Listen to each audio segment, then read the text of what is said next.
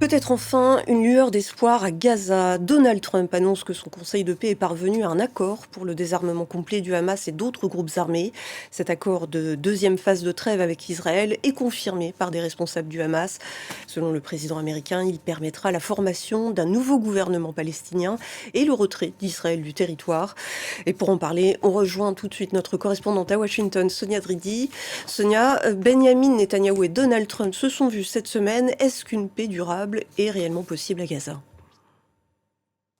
Alors, en tout cas, Donald Trump a, lui, annoncé sur son réseau social Truth qu'un accord avait été conclu sur le désarmement du Hamas dans la bande de Gaza. C'est un des points clés de la deuxième phase du plan de paix du président américain. Donald Trump qui a annoncé que son conseil de la paix, qu'il a créé, avait conclu un accord historique, je cite, pour le désarmement complet du Hamas et de tous les autres groupes armés à Gaza.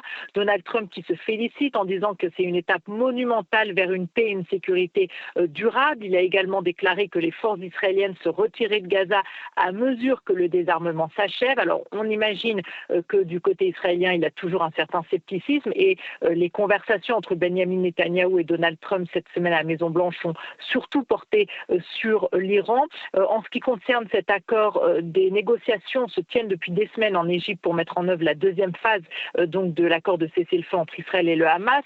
Et cette phase prévoit notamment donc le désarmement du Hamas, le retrait israélien progressif du territoire palestinien et le déploiement d'une force internationale de stabilisation. Toutefois, selon des sources diplomatiques, les armes doivent être remises au Comité national pour l'administration de Gaza, qui est géré par des technocrates palestiniens, et l'opération doit se faire en coordination avec la force internationale de stabilisation.